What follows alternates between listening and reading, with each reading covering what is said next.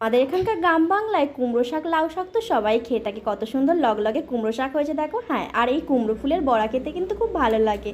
বক ফুলেরও বড়া হয়। আর এই কুমড়ো ফুলগুলো মা সকালবেলায় তুলে দিয়েছে, মায়েরাও একদিন করে খেয়েছে, জেঠিমারাও খেয়েছে, তো আমার জন্য এগুলো তুলে দিয়েছে আজকে বড়া খাওয়ার জন্য। যেহেতু আজকে বৃহস্পতিবার নিরামিষ খাওয়া দাওয়া হবে, ওই জন্য এই কুমড়ো ফুলের বড়াগুলো আজকে ভাজবো। তো যাই হোক, বড়াগুলো ভাজতে গেলে আগে কুমড়ো ফুলের ডান্ডিগুলো সুন্দর করে কেটে বাদ দিয়ে দিতে হবে। আর কুমড়ো ফুলগুলো ভালো করে ধুতে হবে, কারণ পোকা টোকা থাকে যদি।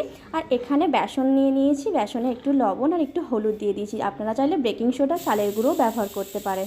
ঘরে যা ছিল সেই দিয়ে, আর একটু গাছের থোড় কেটে দিয়েছিল এক দাদা ভাই, সেই গাছের থোড়গুলো করছি, থোড় ভাজা করব। আর গাছের আম আছে, সেই আমগুলো নিয়ে চাটনি করা হবে, আম ডালও করব। সত্যি এই গরমে আমের চাটনি, আমের ডাল খেতে কিন্তু খুব ভালো লাগে। তোমরা বন্ধুরা কারা কারা আমার মতো এরকম আম খেতে পছন্দ করো আমাকে কমেন্ট করে জানিও। আর যারা যারা এরকম কুমড়ো ফুলের বড়া খেয়েছো তারাও কিন্তু বলো কুমড়ো ফুলের বড়া কতটা টেস্টি লাগে। তো এদিকে আমি থোড়গুলো কুটছি। থোড়গুলো কুটতে কিন্তু বেশটা সময় লাগে, কারণ থোড়গুলো ছোটোবেলায় দেখতাম ঠাম্মা কী সুন্দর হাতে সুতোগুলো পাকিয়ে পাকিয়ে কুটতো, আমিও ঠিক সেরমভাবে কোটারই চেষ্টা করেছি। আর এখানে আমগুলো ভালো করে ছাড়িয়ে নিলাম, আমের চাটনি বানাবো। এই যে চিকুসোনা এসছে, একটা চিপস দেখতে পেয়েছে, অমনি দাও ছোম্মা। তো আমি দিলাম। আমি দেখতে পেয়েছো কতটা ঘেমে চান হয়ে গেছি। হ্যাঁ, আমি শাড়িটাও পরিনি, কারণ খুব গরম হচ্ছে কি না, ওই জন্য। আমাদের এখানে বেশ টেম্পারেচার 42 ডিগ্রি তাপমাত্রা, যাই বলো এই গরমে কত রাস্তার মানুষদের কত কষ্ট হচ্ছে। তো বেসন ভিজিয়ে দিয়েছিলাম। সেই বেসনের ব্যাটারটাতে আমি কুমড়ো ফুলগুলো ভালো করে কোট আনকোট করে তারপরে গরম তেলের মধ্যে ছেড়ে দিচ্ছি। আমার কুমড়ো ফুলের বড়া একদম রেডি হয়ে গেল। এটা আপনারা স্ন্যাক্স হিসেবেও খেতে পারেন, কিন্তু আমি ভাতের পাতে খাবো।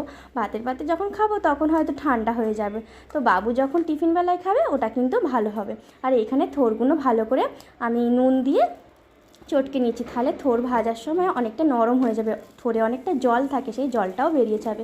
এই রান্নার জিনিসপত্র সমস্ত রকম মশলার দানিগুলো এইখানে আমি রাখি মিক্সটেস্টায়, তো সেইগুলো আমি পরিষ্কার করে নিলাম। আর কিছু বাজার হাট ছিল, সেগুলোও আমি মানে বক্সের ভেতরে ঢুকিয়ে রাখলাম আর কি।